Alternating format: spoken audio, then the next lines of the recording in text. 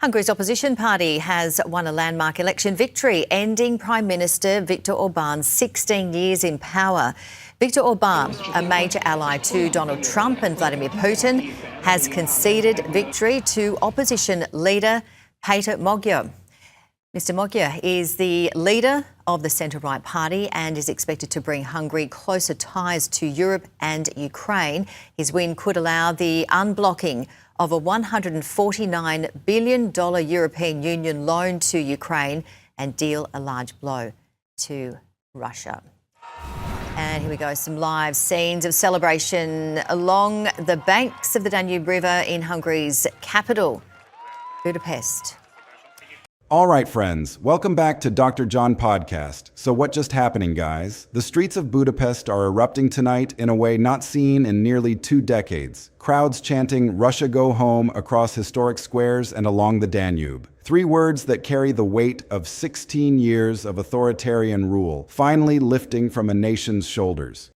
Over the course of the 16 years he's been in the top job, Hungary's Prime Minister Viktor Orban has been accused of dismantling the country's democracy, restricting the rights of the LGBTQ population, as well as muzzling the free press, interfering with the country's independent judiciary. As a result, the EU has withheld billions of dollars from Hungary, and that's had a massive effect on the economy. But Viktor Orban has earned some very high-profile supporters, including US President Donald Trump, Russia's President Vladimir Putin. But his popularity domestically is decreasing, and for the first time he has a legitimate challenger ahead of the next election. His name is Péter Magyar.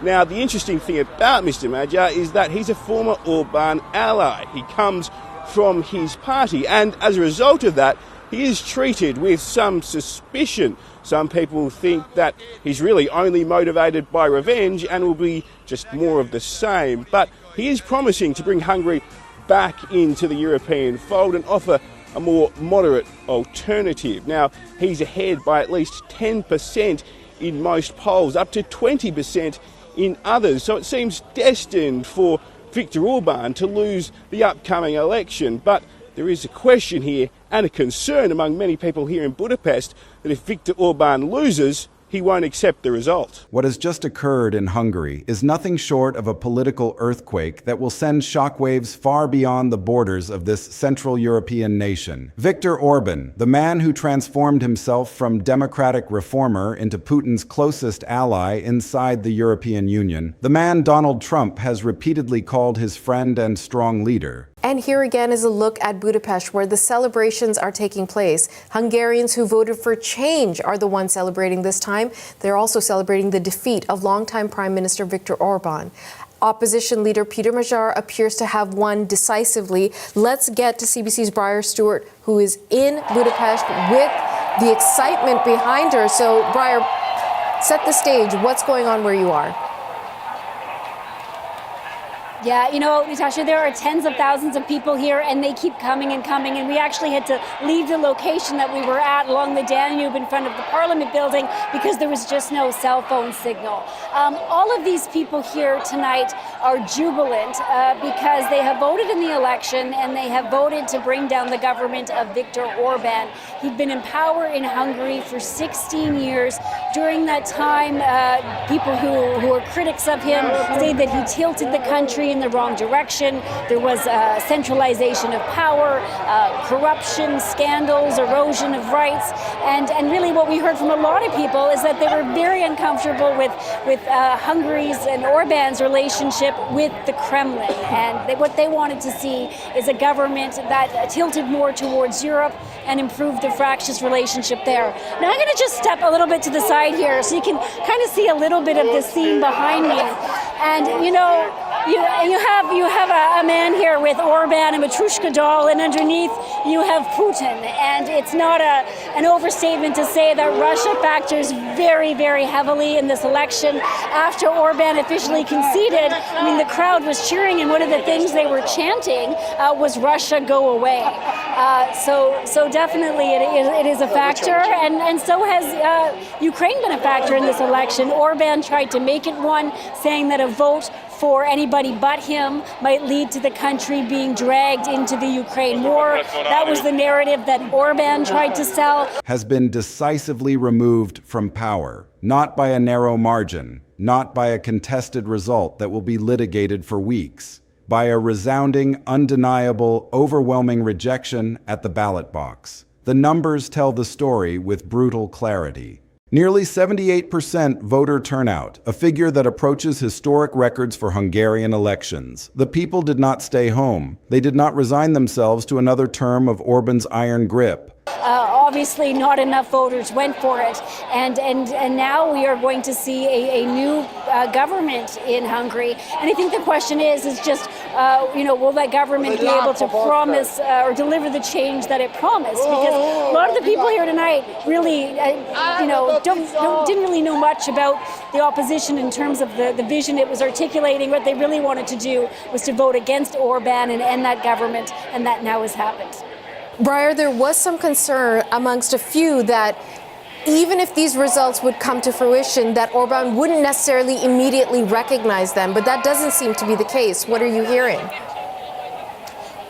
No, yeah, and there had been, I'd say, accusations all throughout the campaign of vote buying. The Orban campaign was doing that. There were hundreds of election monitors deployed across the country, both domestic observers and those from international teams. And, speaking with political analysts over the last couple of days, they said, well, there's always kind of these claims about electoral fraud. They didn't think it would lead to kind of a serious inquiry or a recount, if you will. And I think that's quite evident now that we saw Orban officially concede, congratulate Peter Magyar, who will be the next prime minister of this country. So despite the accusations around fraud, it doesn't really seem to be a factor here. I should say what will be very interesting is to just see what this new government is like. It's been 16 years of the Orban government. It will take a long time, political watchers say, to try to deconstruct some of the changes that were made, stacking of the judiciary. So much of the media in this country is either directly controlled by or affiliated with Orban's Fidesz party. These kinds of things can't be changed overnight, but those here really do believe that this is a part of a new beginning. And I should note, Breyer, Europe's Commission President, Ursula von der Leyen, has put out a statement where she's saying Europe's heart is beating stronger in Hungary tonight. And certainly we're hearing those hearts beating stronger in Hungary. Thank you so much for being on the ground for us in Budapest and for this live report. They came out in massive numbers, standing in lines that stretched around blocks, determined to make their voices heard. And when those voices were counted, the message could not have been clearer. Peter Magyar, leading the opposition TISA party, the pro-European Union party, the pro-democracy party, the anti-Putin and anti-MAGA party, has not merely won this election, he has won it in commanding fashion. The projections indicate that TISA will secure a supermajority in the Hungarian parliament. 133 seats are required to achieve that two-thirds threshold that allows for fundamental constitutional change. And as the votes continue to be tallied, TISA is on track to reach that benchmark. Let that sink in for a moment. After 16 years of Viktor Orban systematically dismantling democratic institutions, seizing control of the media, rewriting the constitution to entrench his own power, and aligning Hungary ever more closely with Vladimir Putin's Russia, the Hungarian people have not just voted him out. They have handed his opposition the very supermajority that Orban himself once wielded to consolidate his authoritarian rule. The tool he used to break democracy will now be used to rebuild it. The irony is almost too perfect to be believed. Viktor Orban has officially conceded. There was no claim of a stolen election, no furious posts about fraud and cheating, no desperate attempts to cling to power by any means necessary. He picked up the telephone and called Peter Magyar directly to congratulate him on the victory. The concession statement was brief but unambiguous. We will continue to serve our country and the Hungarian nation. The election results, although not yet complete, is understandable and clear. The responsibility and opportunity of governance were not given to us. I congratulated the winning party. Peter Magyar, the new Prime Minister-elect of Hungary, confirmed the call with a simple post. Prime Minister Viktor Orban congratulated us on our victory over the phone. A new chapter in Hungarian history begins now. Now consider what this defeat represents for Donald Trump and his entire global network of authoritarian allies. The Trump regime, and that is precisely what it has become, a regime operating in clear alignment with Putin's interests, poured enormous political capital into propping up Viktor Orban. Donald Trump himself posted repeatedly, day after day, urging Hungarians to vote for his friend and ally. He recorded video messages that were played throughout Hungary. He dispatched Rubio on a diplomatic mission to show support. He sent Vance to stand beside Orban and signal American backing for the embattled leader. The MAGA movement went so far as to hold an entire CPAC convention on Hungarian soil, a gathering where Benjamin Netanyahu's son made an appearance, where the global network of right-wing authoritarians assembled to show solidarity with their man in Budapest. Donald Trump Jr. posted messages urging Hungarians to vote for independent thinking and for someone who stands for Hungary first, claiming that his father's friend Orban had a direct line to the White House. All of it. Every single desperate attempt to influence Hungarian democracy, every video message, every diplomatic visit, every social media post, every speech at a convention designed to project strength and unity. All of it was repudiated, rejected, rebuked by the Hungarian people who looked at what Trump and Putin and Orban were offering and said, no, we are standing with Europe. We are standing with Ukraine. We are standing with the free world. The significance of this outcome for Ukraine cannot be overstated. Hungary under Viktor Orban had become the veto power inside the European Union, the one nation that consistently worked to undermine and block support for Ukraine in its existential struggle against Russian aggression. Orban's Hungary was effectively a Russian intelligence asset embedded within the heart of European institutions, passing information to Moscow, slowing down aid packages, creating procedural obstacles, and giving Putin the one thing he desperately needed, a friendly voice at the table where European unity was being forged. That era ends tonight. A pro-European, pro-Ukraine government in Budapest fundamentally alters the calculus inside Brussels. The obstructionist voice that could be counted on to water down sanctions, to delay military assistance, to question every collective action against Russian aggression, that voice has been silenced by the Hungarian people themselves. The European Union grows stronger tonight, not despite Hungary, but because of Hungary. Ursula von der Leyen, the president of the European Commission, captured the moment perfectly with her statement. Europe's heart is beating stronger in Hungary tonight. She followed with an even more powerful declaration. Hungary has chosen Europe. Europe has always chosen Hungary. A country reclaims its European path. The union grows stronger. Together, we go stronger. A country returns to its European path. The union becomes stronger. That is the language of genuine political transformation, not a temporary shift in polling numbers, not a narrow victory that could be reversed in the next election cycle. A fundamental realignment of a nation's trajectory back toward democratic values and European solidarity. What makes this defeat so personally devastating for Trump is the comprehensive nature of the failure. This was not a situation where the administration maintained careful distance and simply watched events unfold. Trump went all in. He made Viktor Orban's re-election a personal project. He invested his own political brand, his own credibility, his own image as a kingmaker on the global stage into delivering victory for his Hungarian counterpart. And that investment produced nothing but a catastrophic loss. Every post Trump made urging Hungarians to support Orban now reads as a document of his own diminishing influence. Every video message he recorded is now a testament to his inability to shape outcomes even in a nation where his preferred candidate controlled all the levers of state power. Marco Rubio's visit, where he declared that we are entering the golden era of relations between our countries, now stands as an embarrassing miscalculation. J.D. Vance's trip to stand beside Orban is now a reminder that the MAGA brand is toxic at the ballot box. The Russian propaganda network RT quoted Rubio approvingly during that visit. That alone should tell you everything about whose interests were being served. The United States and Russia working in tandem with Orban's Hungary, and all of it repudiated by the Hungarian people who chose democracy over authoritarianism, Europe over isolation, and freedom over submission to Putin's sphere of influence. Remember the context in which this election unfolded. Orban's regime had spent years constructing an electoral landscape designed to make opposition victory nearly impossible. The media environment was thoroughly dominated by pro-government outlets that functioned essentially as state propaganda.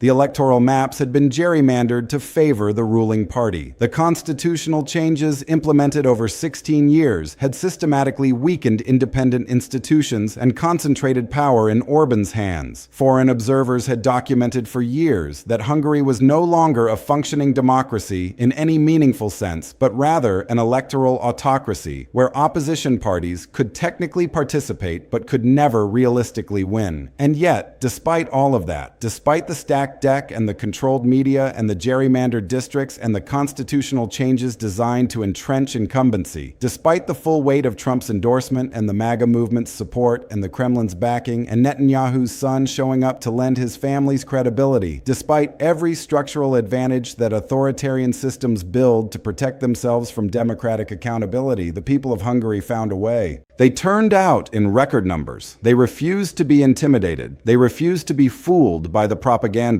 And they delivered a verdict that could not be overturned or ignored or explained away. This is what actual democracy looks like. Not the performative version, where you claim elections are rigged whenever you lose. Not the authoritarian version, where you maintain the forms of elections while ensuring the outcomes are predetermined. The real thing, where people who have lived under the thumb of a would-be strongman for 16 years summon the collective courage to say enough. Peter Magyar's victory carries implications that extend far beyond Hungary's borders. It demonstrates that the global authoritarian wave that figures like Trump, Putin, Orban, and their allies have been riding is not irreversible. It shows that even in nations where democratic institutions have been systematically degraded over many years, where the ruling party has constructed every possible advantage, where the international alignment of authoritarian forces has thrown its full support behind the incumbent, the people can still prevail. They can still choose a different path. They can still reclaim their country. This is a message that will resonate in every nation where democratic forces are struggling against authoritarian encroachment. It will resonate in Poland, where democratic forces have been working to repair the damage done by years of law and justice party rule. It will resonate in Slovakia, where the struggle between pro-European and pro-Russian orientations continues. It will resonate in every European capital where political movements inspired by Orban's model have sought to replicate his approach. And yes, it will resonate in the United States, where the same authoritarian playbook is being deployed by the Trump regime with increasing desperation. The contrast between Orban's concession and Trump's behavior could not be more stark. Orban picked up the phone. He called his opponent. He congratulated him. He acknowledged the clarity of the result. He did not claim the election was stolen. He did not incite his supporters to violence. He did not spend weeks and months and years insisting that he was the true winner and that dark forces had conspired to remove him from power. He conceded, because even after 16 years of authoritarian governance, some residual understanding remained that this is what you do when you lose an election in a democracy. Trump, by contrast, has spent years constructing an alternate reality in which he never loses, in which any defeat must be the product of fraud and conspiracy.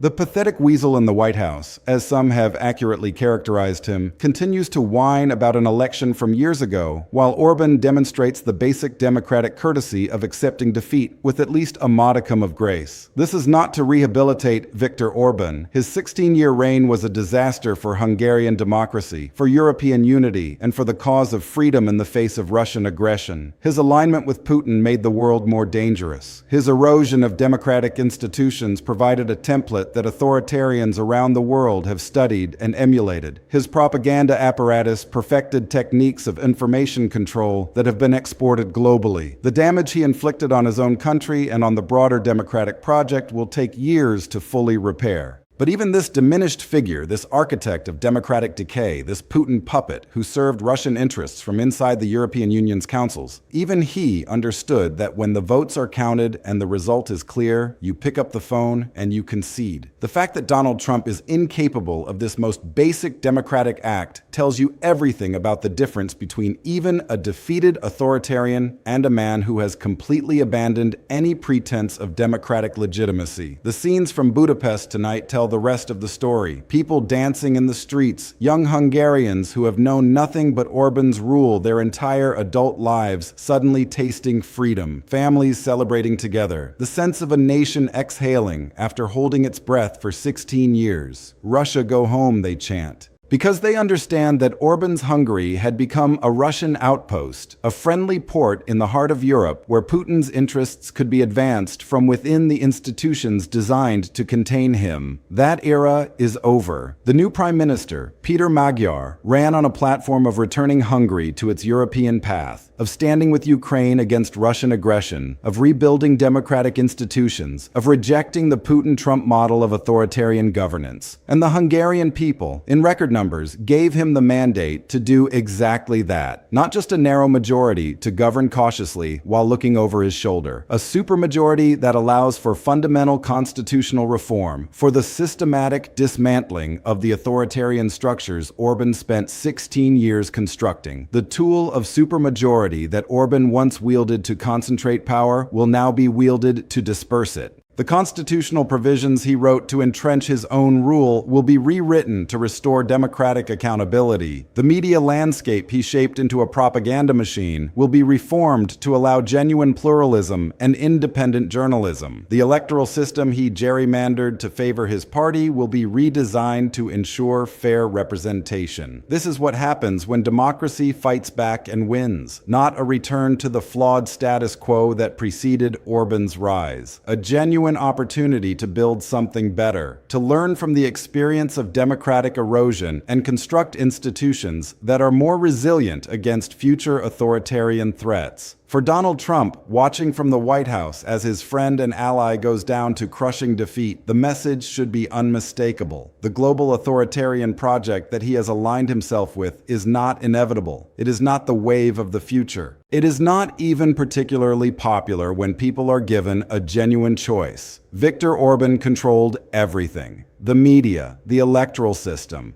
the constitutional framework, the security apparatus. He had Trump's vocal and enthusiastic support. He had Putin's backing. He had the global network of right-wing authoritarians rallying to his side, and he still lost, decisively, emphatically, in a landslide that handed the opposition a supermajority. If Orban could lose under those conditions, what does that tell us about the durability of the Trump project? What does it tell us about the political future of a movement that has attached itself so completely to authoritarian models that are being rejected by voters even in nations where those models seemed most entrenched? The people of Hungary have spoken. They have chosen Europe over isolation, democracy over authoritarianism, freedom over submission, Ukraine over Russia. And in doing so, they have dealt a blow not just to Viktor Orban, but to the entire international network of authoritarians who saw Hungary as a model and Orban as a prophet. Tonight belongs to the Hungarian people, to their courage in the face of a system designed to make their votes meaningless, to their determination to reclaim their country after 16 years of democratic decay, to their refusal to accept that authoritarianism is inevitable or irreversible, and to Peter Magyar, the new Prime Minister, who now carries the immense responsibility of leading Hungary back toward the European mainstream and rebuilding the democratic institutions that Orban spent nearly 2 decades dismantling. The road ahead will not be easy. The damage inflicted over 16 years cannot be repaired overnight. The propaganda has seeped deep into the consciousness of a generation. The institutions will not rebuild themselves. The international relationships that Orban poisoned will take time to heal. But tonight, none of that matters. Tonight, the only thing that matters is that the people of Hungary stood up, spoke out, and won. They defeated a corrupt Putin puppet. They rejected the desperate and foolish attempts by Trump, Vance, Rubio, and Netanyahu to tamper with their democracy. They chose their own future. And as Ursula von der Leyen said, Europe's heart is beating stronger in Hungary tonight. A country has reclaimed its European path. The Union has grown stronger. Democracy has prevailed against its enemies. The celebrations in Budapest will continue long into the night. And when the sun rises tomorrow, Hungary will wake up as a different country than it was yesterday. A country that chose freedom. A country that rejected authoritarianism. A country that reminded the world that even after 16 years of democratic decay, the people still possess the power to take their nation back. Peter Magyar is the new Prime Minister of Hungary. Viktor Orban is consigned to the dustbin of history where all failed authoritarians eventually reside. And the message to Donald Trump, to Vladimir Putin, to every would-be strongman watching from their palaces and their bunkers could not be clearer. Your model is not the future. It is not even a stable present. And when the people are given a genuine choice, they will choose democracy. They will choose freedom. They will choose Europe. They will choose hope over fear, openness over isolation, and the future over the past. Congratulations to the Hungarian people. Congratulations to Prime Minister Peter Magyar. And goodbye to Viktor Orban, the puppet who finally had his strings cut by the very people he spent 16 years trying to control. Democracy lives, freedom wins. And tonight, in the streets of Budapest, you can hear the sound of a nation being reborn.